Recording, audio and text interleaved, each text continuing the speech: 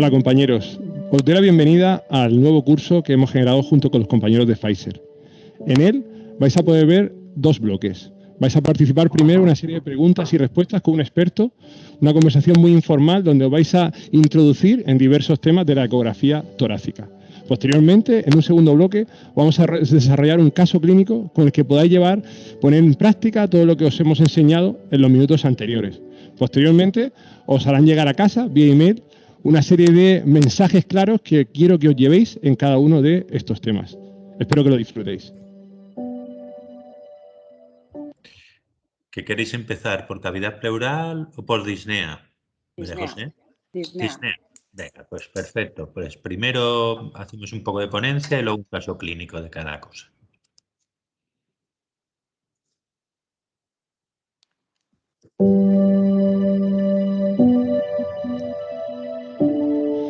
Hola Antonio, me gustaría tratar hoy contigo un tema un poco más escabroso con respecto a la ecografía y es la utilidad que tendría la ecografía para diagnosticar la etiología de la disnea de un paciente. ¿Podríamos usar la ecografía en estos casos? Muy buena, Javi. La verdad que con tus preguntas eres muy puntero, ¿eh? Muy bien, ¿no? Me alegro por tu pregunta. La verdad que aunque diariamente no esté estandarizado o protocolizado el uso de la ecografía en un paciente con disnea, la verdad que nos aporta muchísima información, ¿no? Podemos, a través de diferentes signos ecográficos, discernir sobre la etiología de esta disnea. Y la verdad que es realmente interesante y realmente útil. Así que la respuesta a tu pregunta es que sí, los ultrasonidos son muy útiles para el estudio de la disnea aguda. Y nosotros estamos acostumbrados a realizar la ecografía para buscar algunos tipos de patología en algunos pacientes. ¿Cómo colocaríamos al paciente en una consulta, en una planta de hospitalización, en una UCI, en una puerta de urgencias? ¿Cómo colocaríamos, o sea, cómo exploraríamos a ese paciente que viene con esa disnea, tanto sea aguda o subaguda? Vale, pues a ver, la verdad que va a depender un poco del propio paciente y dependiendo de las características clínicas del mismo, ¿no? Si el paciente tolera, como en las imágenes, tolera la sedestación, al paciente lo podemos sentar en el borde de la cama y idealmente con una mesa o algún soporte en el que pueda colocar los brazos elevándolos hacia delante. De esta forma se horizontalizarán costillas y se abducirán las escápulas para tener una mejor ventana acústica ecográfica del paciente. No obstante, si el paciente por motivos clínicos estuviera deteriorado y no pudiera tolerar una sedestación, podríamos colocar al paciente de forma de cúbito supino.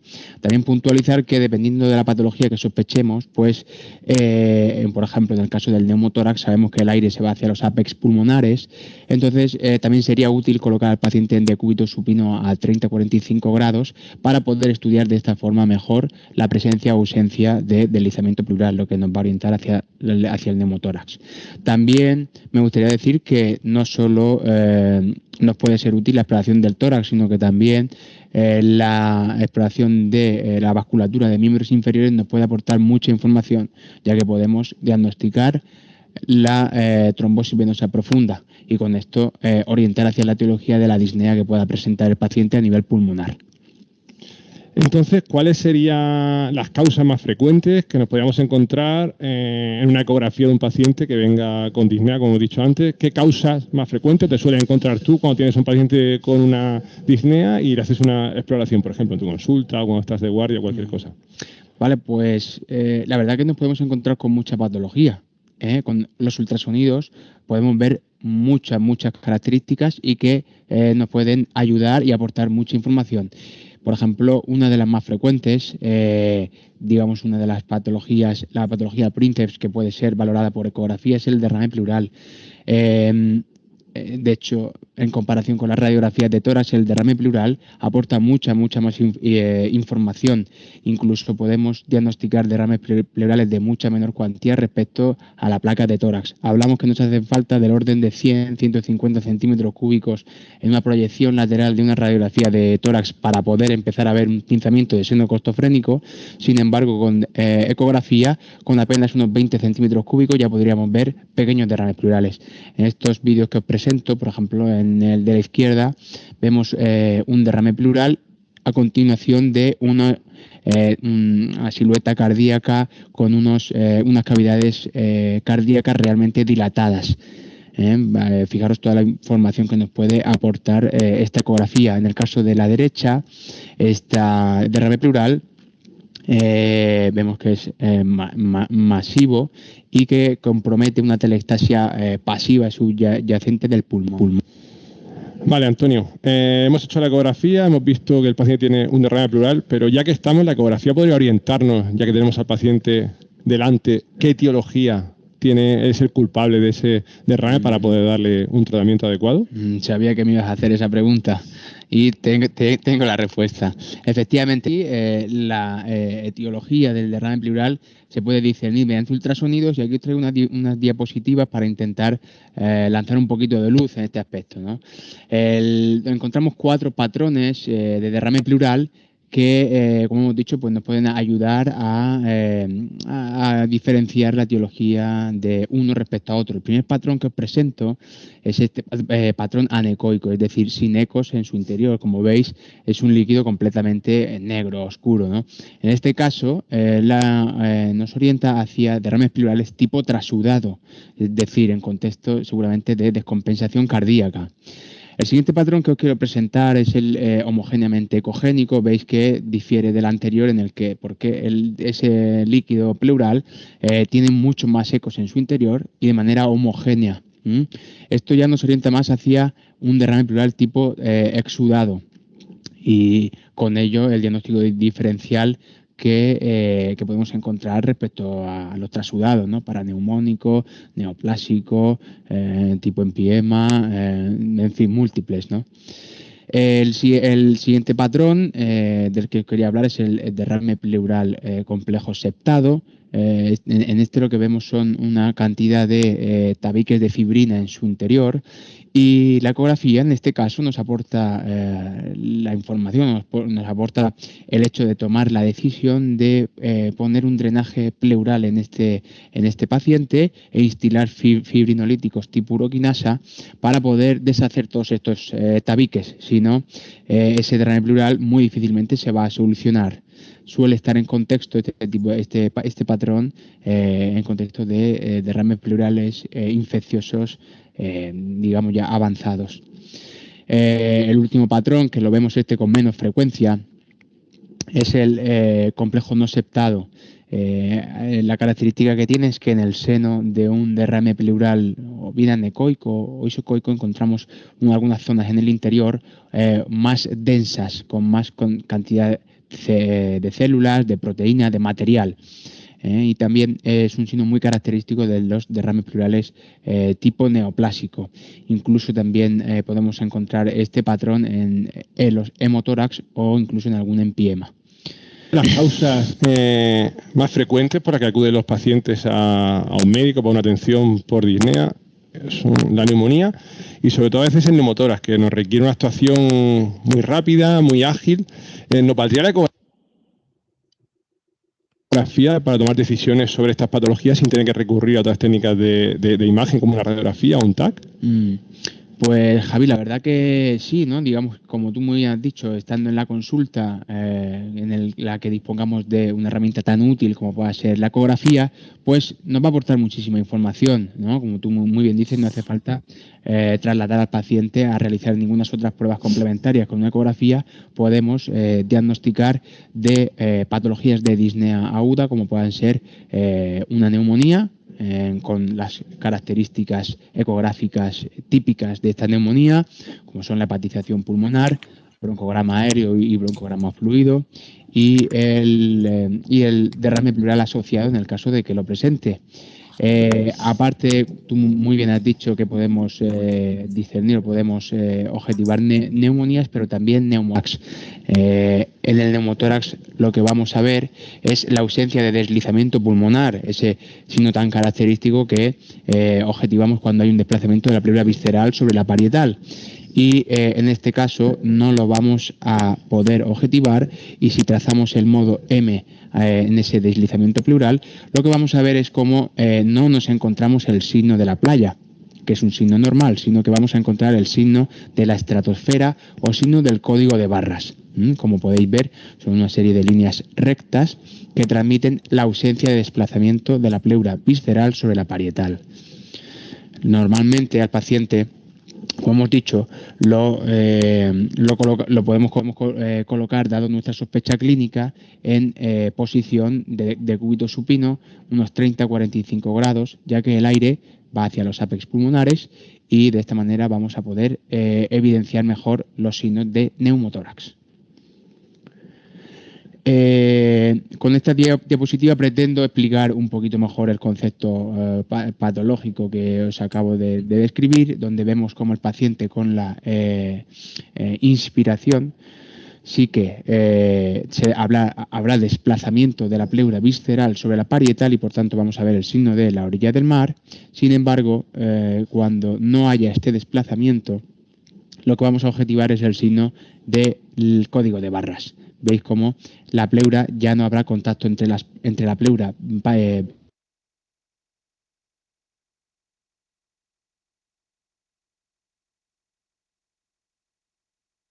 Tony. En el primer vídeo de la izquierda, con una sonda lineal, vemos ausencia de ese deslizamiento pleural y en el vídeo de la derecha vemos con sonda convexa de nuevo esa ausencia de deslizamiento pleural. No vemos ese típico hormigueo que encontramos cuando la pleura visceral se desplaza sobre la parietal. Otras veces podemos encontrarnos ya en una disnea aguda del paciente, sino que el paciente refiere disnea subaguda, disnea un poco más crónica, un cuadro mucho más larvados, que podrían orientarnos hacia una causa vascular o hacia una causa cardíaca. Para esto también tendríamos utilidad la ecografía, para estas que no disneas tan agudas como hemos visto en el neumotórax antes.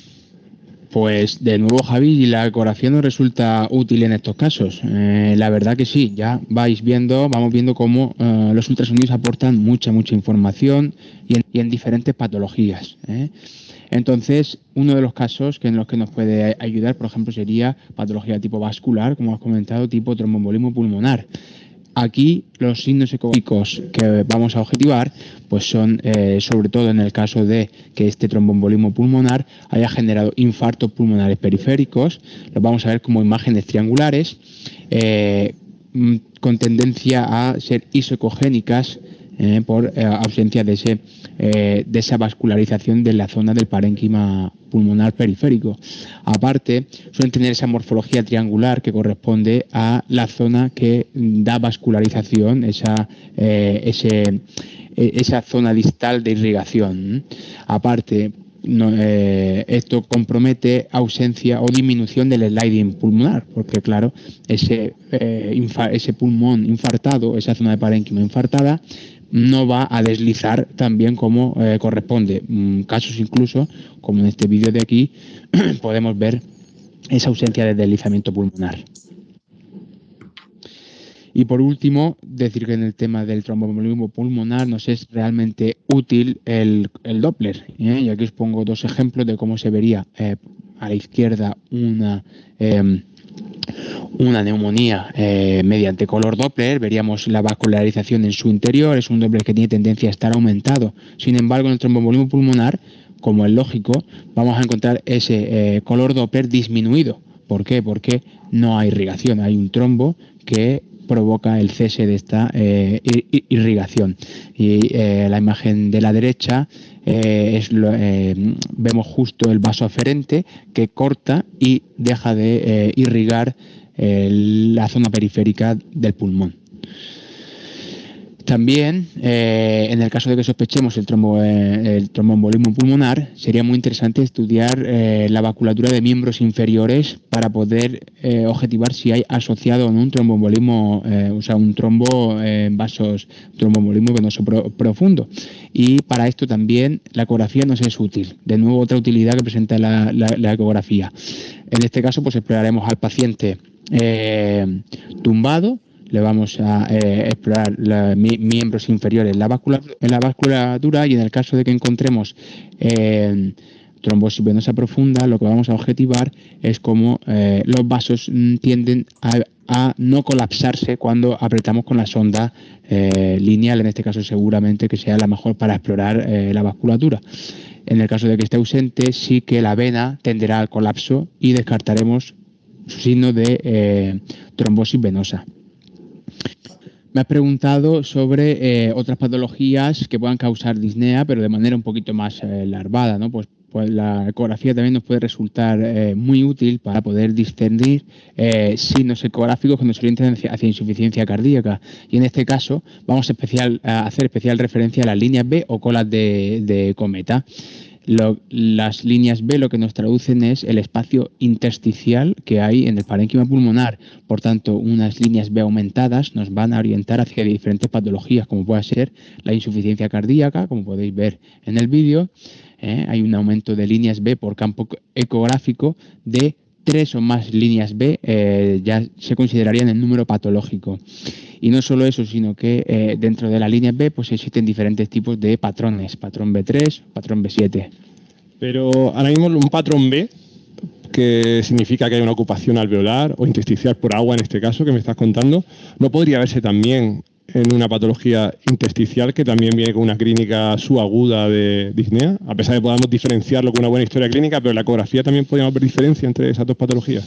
La verdad es que sí, Javi. De hecho, en las imágenes que os pongo, veis cómo estos dos tipos de patrones, en el caso del patrón B3, hay muchas más líneas más juntitas entre sí, y el patrón B3 quiere decir que separación en la base de la imagen. Hay aproximadamente unos 3 milímetros entre línea y línea.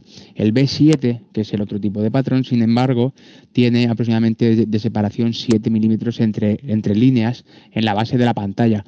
Por supuesto que lo que se trata es que seamos prácticos, tampoco vamos a ponernos a medir milimétricamente, pero más o menos el concepto que quiero transmitir es que el patrón B3, las líneas son más numerosas y más finas, sin embargo el B7 están más separadas, son más gruesas.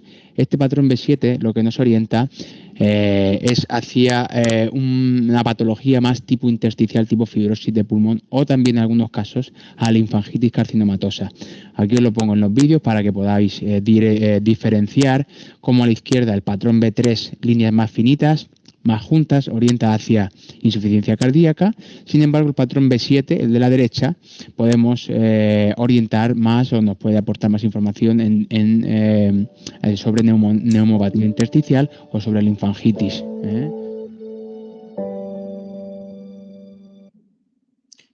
Bueno, ahora veremos el caso clínico.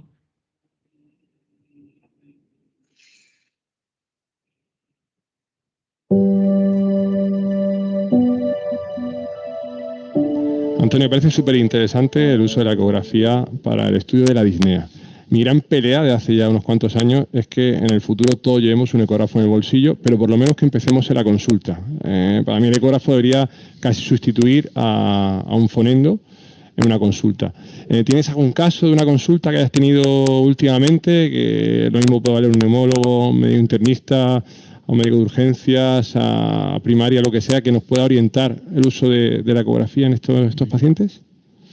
Pues Javi, la verdad que estoy bastante de acuerdo con tu postura y te animo en tu lucha que llevas estos últimos años. Enhorabuena, creo que has conseguido muchas cosas hasta ahora y te quedan muchas por conseguir. Y os voy a presentar este caso que puede responder a lo que me solicitas. Mira, este varón de 47 años, sin alergias, sin hábitos tóxicos, un paciente que yo atendí en consulta, aclarar que era un paciente que trabajaba en el campo y que tenía una exposición fuerte al sol diaria, lo que le generó hace ya unos años, en 2017, un melanoma.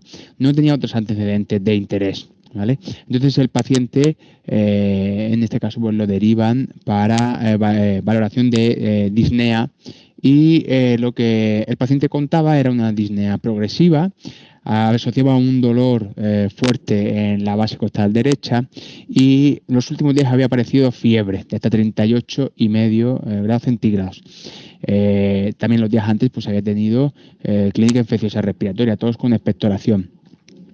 había perdido algo de peso, lo que no cuantificaba, pero lo asociaba un poco a este como cuadro neumónico. También estaba algo más cansado. Cuando lo vi, pues llamaba la atención que saturaba a 91% aproximadamente aire ambiente, con una frecuencia respiratoria de 22 respiraciones por minuto, con algo de trabajo respiratorio. Y bueno, para valorar y estudiar a nivel torácico qué podía causar esta disnea, le hicimos una ecografía torácica, obviamente en consulta, ya que tenemos la suerte de que disponemos de ultrasonidos en la consulta. El paciente lo colocamos en la camilla, sedestado, y procedimos a hacerle la ecografía que veis en pantalla, donde veis un derrame pleural de características isocogénicas, la verdad que con algo de realce dentro del propio derrame pleural, y estas características nos podían orientar hacia un exudado, un derrame pleural tipo exudado, y lo que se decidió, como sospechábamos que pudiera tener un empiema, enviarlo para ingreso y estudio y realización de una toracocentesis para obtener material y poder ampliar el estudio de este derrame pleural. Lo que se vio a la hora de hacer la toracocentesis ecoguiada es que el líquido pleural era un líquido purulento, lo que confirmaba nuestra sospecha diagnóstica de empiema. Con estos resultados se decidió poner un drenaje torácico, también de manera ecoguiada, y de esta forma, junto con el antibiótico endovenoso y el drenaje de ese líquido purulento, el paciente tuvo una evolución satisfactoria y pudo ser dado de alta a consulta externa para control. La verdad que por algún motivo tardó en acudir a la consulta externa, retrasó un poco esas visitas y al cabo de 2 meses apareció con control por placa, y objetivamos estas imágenes radiológicas, donde vemos un nivel hidroaéreo, un derrame pleural con nivel hidroaéreo, es decir, un hidroneumotórax, y también llama la atención cómo ese pulmón ipsilateral está lo que llamamos un pulmón atrapado. Para lo que decidimos hacer en ese caso, para poder estudiar un poquito más, hacerle una ecografía torácica, que en este caso vimos con estos signos ecográficos ese pulmón atrapado. Fijaros cómo el pulmón queda completamente colapsado, está atelestasiado, y el líquido pleural a su alrededor, de características en este caso anecoicas. Este pulmón no se reexpande o no se reexpandía con la respiración, lo que nos corrobora esa característica de pulmón atrapado. Y se decidió, para ver cuál podía ser la causa de este derrame pleural, estudiar esa pleura, y realizamos una biopsia pleural de manera también ecoguiada, intentando localizar la zona de la pleura más engrosada para biopsiarla y obtener material y enviar a anatomía patológica para su estudio. En este caso, cuando enviamos la muestra a anatomía patológica, los compañeros, una vez revisado el microscopio, nos comentaron que correspondía a una metástasis pleural de un melanoma. Aquel melanoma que el paciente ya había sufrido, había metastatizado y había dado la cara años más tarde en forma de derrame pleural. Y bueno, como tras varias toracocentesis evacuadoras ese derrame pleural persistía, recidivaba, se decidió poner un drenaje tunelizado para que el paciente pudiera evacuarse el líquido en casa. Veis en las imágenes cómo se encuentra en el interior de ese derrame pleural. El paciente puede ser derivado a casa para extracción de manera autónoma del líquido pleural, como veis en pantalla, botellas de aproximadamente medio litro, para que cuando el paciente tenga disnea o dolor se evacúe, y luego el paciente las trae al hospital para su desecho. Veis cómo en este caso el paciente se iba sacando más o menos de semana en semana líquido pleural, y veis cómo poco a poco iba generando menos líquido. Este drenaje pleural en el interior de las pleuras lo que le iba haciendo era una pleurodesis mecánica, y al cabo del tiempo dejó de ser productivo y había hecho pleurodesis total, y se le pudo retirar al paciente el drenaje pleural tunelizado que llevaba. Y bueno, hasta aquí el caso de estudio de Disney en consulta, Javi, que veas cómo puede aportar una gran cantidad de datos en los ultrasonidos en todo tipo de escenarios, incluido por supuesto la consulta externa. Perfecto, Antonio, muchas gracias.